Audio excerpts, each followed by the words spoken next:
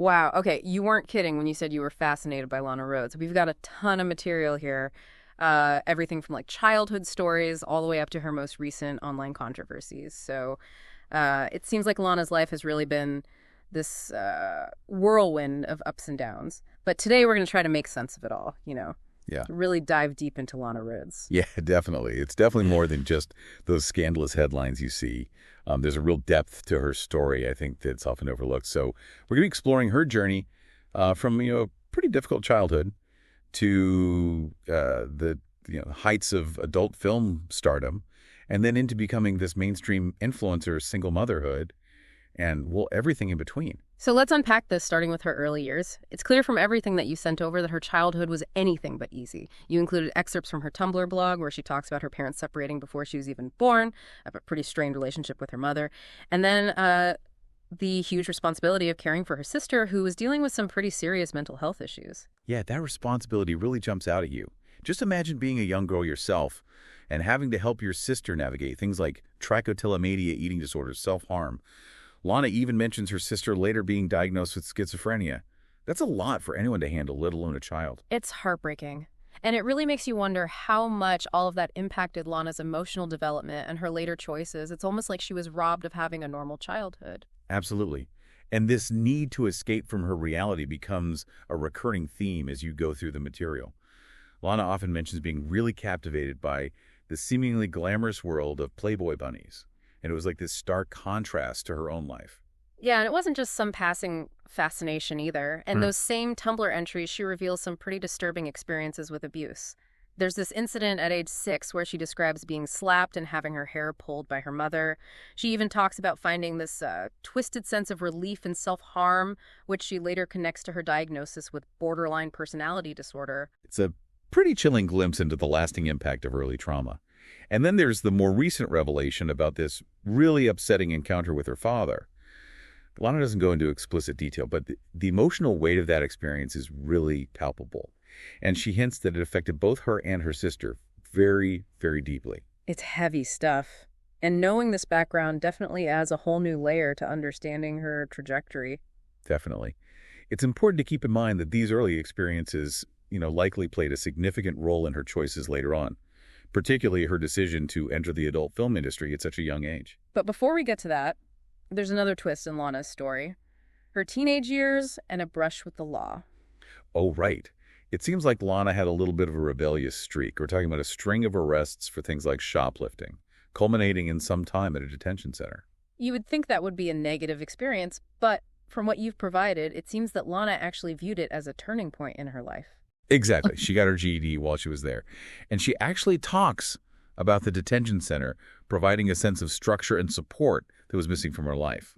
She even credits that time with preventing her from going down a darker path of drug addiction, although she does admit to trying heroin during that period. Whoa, that's intense. I guess even in those really difficult circumstances, she was searching for something, anything to hold on to.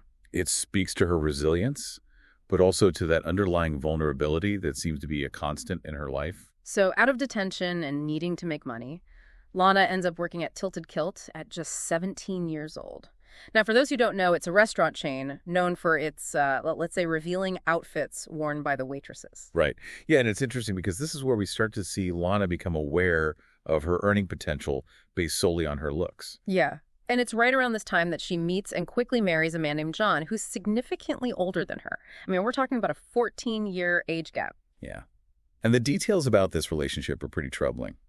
Lana describes John as being incredibly controlling, like ripping up her clothes if he thought they were too revealing, and forbidding her from pursuing any kind of modeling or work in the adult industry, which was already on her mind. It's like she traded one controlling environment for another, almost as if she was subconsciously seeking that sense of stability, but ended up in a situation that mirrored the control she experienced in her childhood. Yeah, it's a pattern that unfortunately repeats itself throughout Lana's life. This search for security that often leads her into situations that ultimately cause her more pain. And as fate would have it, John ends up in prison not long after they get married, which seems to be the catalyst for Lana finally taking the leap into the adult film industry. Right. At 18 years old, she dives headfirst into this world that's known for both its glamour and its exploitation. And from what we see in the source material, Lana's early career is a little bit of a roller coaster. She initially wanted to shoot scenes only with women, but was essentially pressured into performing in more explicit scenes by her first manager, Mark Spiegler. It's clear that the industry wasn't exactly welcoming to a young woman trying to set her own boundaries. No kidding. Lana describes feeling overwhelmed, pressured, and ultimately exploited. She even claims to have quit after just 4 months because of the terrible working conditions and the low pay. However, the materials you've provided also highlight some conflicting accounts from her manager, and even inconsistencies in Lana's own statements. It's difficult to piece together exactly what happened during that initial period. Yeah, it's definitely murky. But what is clear is that it was a period marked by anxiety, exhaustion, and a growing sense of disillusionment with the industry. Yeah. It's also during this time that Lana becomes involved with Manuel Ferrara, a much older and more established adult film star. Lana herself describes that dynamic as being strange and unhealthy, claiming that he refused to be intimate with her outside of filming. It's yet another example of how power dynamics can play out in a way that leaves younger, less experienced individuals feeling very vulnerable and used. Right. And then there's that incredibly awkward interview with Ron Jeremy that you included. Yeah. Which just further underscores the darker, more exploitative side of the industry. It's almost hard to watch. It's just the stark reminder that behind the fantasy and the performance, there are real people grappling with these complex emotions and potentially really harmful situations. And for Lana, those situations weren't just limited to uncomfortable scenes. There was also this immense pressure to maintain a certain appearance. We see her start to experiment with butt injections, plastic surgery, even dangerous illegal silicone injections in a hotel room. It paints a picture of a young woman trying to navigate a world that commodifies her body while also battling her own insecurities and vulnerabilities. Yeah, and this struggle for control over her own image and her own narrative becomes even more pronounced as Lana's career progresses, especially leading up to the infamous AVN Awards incident in 2018. Oh, yeah. That's where things really go off the rails. It's a pivotal moment in Lana's story because it marks this dramatic turning point in both her career and her public persona. Okay, so the AVN Awards, from what you've said, it sounds like Lana was already on edge, Right. dealing with all the pressures of the industry and maybe partying a little too hard. It does seem like a culmination of everything she'd been experiencing up to that point. The source material suggests there may have been some cocaine involved, and Lana herself admits to having a meltdown on stage. A meltdown? What actually happened? Well, according to Lana, she accused her then-manager, Derek Hay, of sleeping with some of the girls he represented, and even threw a shoe at him. Wait, she threw a shoe? On stage? That's wild. Yeah, and it gets even crazier. There's this rumor that Lana ran out of the venue and jumped into a nearby body of water that was supposedly infested with crocodiles. Hold on, crocodiles. Is that for real? It's hard to say for sure. Finding concrete evidence of this specific incident is tricky. The award show footage you provided doesn't actually show the alleged outburst, and Lana claims other performers later denied the incident ever happened. So it's like this weird mix of fact and fiction that's taken on a life of its own. Exactly. But there is another layer to this story that we need to address. Adriana Chechik, another adult film star, publicly accused Lana of attacking her at the awards show. She even shared photos of scratches on her neck as evidence. Oh, wow. I hadn't seen that before. Yeah. And to make things even more complicated, Megan Rain, another performer who was there that night, backed up Adriana's account. She claimed that Lana was on drugs, threw a tantrum after losing an award, and became violent. So it's basically a he said, she said situation. Pretty much. It's difficult to know with absolute certainty what transpired that night. But what is undeniable is the fallout. Lana was dropped by her agency and essentially blacklisted from the adult film industry. Wow. Talk about a career-ending move. It might seem that way, but it's interesting to consider that this forced exit from the industry might have actually been a blessing in disguise. It pushed Lana to explore other avenues and ultimately led her to the world of social media and a whole new chapter in her life. It's true. She did make that transition to influencer pretty seamlessly. And she wasn't just dipping her toes in the water. She went all in and blew up almost instantly. Millions of followers on Instagram, brand deals, podcast appearances. It's like her notoriety from adult films actually propelled her into mainstream success. It's a fascinating example of how the lines between traditional celebrity and internet fame were starting to blur, especially for those who could navigate the often volatile landscape of online platforms. Right, and let's not forget her relationship with Mike Matchlock, who was already a big name in the YouTube world. They were constantly in each other's videos, fueling all sorts of speculation and definitely boosting both of their careers. Yeah, their relationship is a perfect example of how personal lives become intertwined with online personas, especially when there's this constant pressure to create content and maintain a certain image. They had their public displays of perfection, but also some very public arguments, and this constant tension between authenticity and performance. Yeah. And then, of course, there was their very messy, very public breakup. Remember when Lana shared part of that pros and cons list Mike had made about dating her? Oh, yeah. That was brutal. He called her needy, criticized her eating habits, and even shamed her for caring about social norms. He was like a train wreck you couldn't look away from. It really highlights the complexities of navigating relationships when your entire life is essentially playing out online. And as if the public breakup wasn't dramatic enough, they also had these conflicting accounts about why things ended. Mike brought up Lana's discomfort with threesomes, and Lana implied that he wasn't ready to commit. It becomes this case study in how differing narratives can emerge from the same experience, and how those narratives can be further shaped and amplified by the public's appetite for gossip and drama. It's like they were both playing to their audiences, even while trying to process this very personal and painful situation. Exactly. And then just when everyone thought the drama had died down, Lana dropped a bombshell announcement. She was pregnant. Oh, yeah. The internet went absolutely crazy trying to figure out who the father was. Initially, everyone assumed it was Mike, given their recent relationship.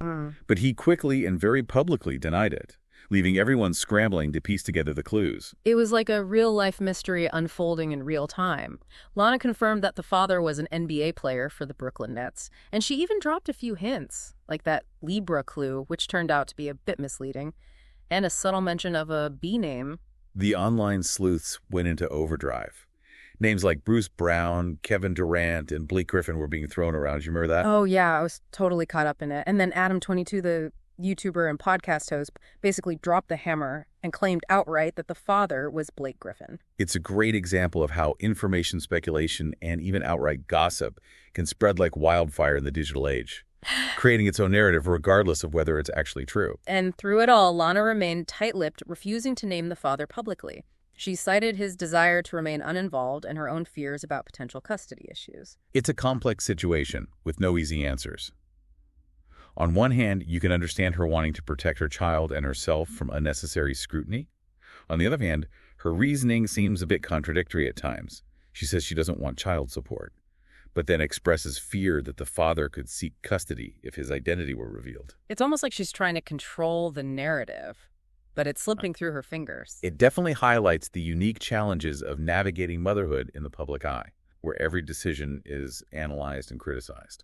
And being a mom didn't magically solve all of Lana's problems. She's been incredibly open about her struggles with postpartum depression, her eating disorder, and her diagnosis with borderline personality disorder. Yeah, that transparency is both refreshing and a little concerning. On one hand, it helps to destigmatize mental health challenges.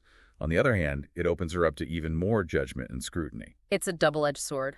And remember when she had to rehome her beloved dogs because they became aggressive toward her son? That was heartbreaking. It shows the difficult choices and sacrifices that motherhood often requires, especially for someone like Lana, who has already faced so much turmoil in her life. And then there was the whole NFT scandal, where she was accused of orchestrating a pump-and-dump scheme that left a lot of her fans out of pocket. Right, that was a major blow to her reputation. Many people felt betrayed and accused her of exploiting her fan base for personal gain. Her response was pretty defiant, even dismissive at times. She downplayed the situation, blamed negativity in her community, and even tried to deflect attention by bringing up the conflict in Ukraine. It felt tone-deaf, like she wasn't fully grasping the seriousness of the accusations or the impact her actions had on others. It's like that pressure to maintain her online persona, to always be hustling and promoting, sometimes overrides her ability to make sound decisions. It's a trap that many influencers fall into. The constant need to generate content and stay relevant can lead to poor judgment and a disconnect from the real-world consequences of their actions. So where does all of this leave Lana today? It really is hard to pin her down, isn't it? Yeah, like, is she the architect of her own chaos, or is she a victim of circumstance? That's the question that keeps coming up. It seems like every time she tries to move forward, something from her past pulls her back in. Yeah, you can really see that pattern play out in everything from her relationships to her career choices. If we connect the dots, it's clear that the trauma of her childhood, the instability of those early relationships, and the exploitation she faced in the adult film industry, I mean, these things haven't just faded away. They continue to shape how she sees the world, how she interacts with others, and even how she copes with the pressures of her current life. Yeah, I mean, you see it in her defensiveness when she's criticized her impulsive decisions, that constant need for validation. It's all connected to those earlier experiences. Exactly. And those experiences are also reflected in these conflicting desires she expresses. On one hand, she talks about wanting a simple life, focusing on being a mother, finding peace and stability. But then on the other hand, she keeps chasing fame and wealth, putting herself in situations that are guaranteed to generate more drama and scrutiny. It's like she's drawn to the chaos even as she claims to want the opposite. It's a classic push and pull. Uh-huh. She condemns the adult film industry, but then relaunches her OnlyFans. She seeks genuine connections, but then sabotages those relationships with reckless behavior. It's a cycle that she just can't seem to break free from. So what does this all mean? Can Lana Rhoades actually break free from these patterns and find the happiness and stability she claims to want? It's a tough question, and honestly, there's no easy answer. But what I find really fascinating here is that Lana's story, as chaotic and contradictory as it may seem, actually reflects this broader societal struggle. I mean, we're all trying to navigate this increasingly complex digital landscape where the lines between public and private are constantly blurred. And the pressure to present this perfect online persona can be incredibly overwhelming. It's true. We're all bombarded with images and stories of these seemingly perfect lives, and it's so easy to get caught up in that comparison game. Yeah, and for someone like Lana who's been seeking validation and escape since childhood, the allure of online attention and the potential for financial success through platforms like OnlyFans can be incredibly powerful. But as we've seen, that path also comes with a price. The constant scrutiny, the negativity, the lack of privacy, it takes a toll. Yeah, and that's the point we want to leave you with today. Lana Rhoades' story, with all its complexities and contradictions, is a reminder that behind those carefully curated online personas are real people with real struggles, vulnerabilities, and hopes. Right, it's easy to get caught up in the gossip, the drama, the quick judgments. But if we take a step back and really consider the forces at play here, the societal pressures, the impact of early trauma, the allure and the dangers of online fame, we can gain a much deeper understanding not just of Lana Rhoades, but of ourselves and the world we live in. So as you continue to follow Lana's journey, we encourage you to keep asking those tough questions to challenge your own assumptions. And to remember that the human experience, both online and offline, is rarely black and white.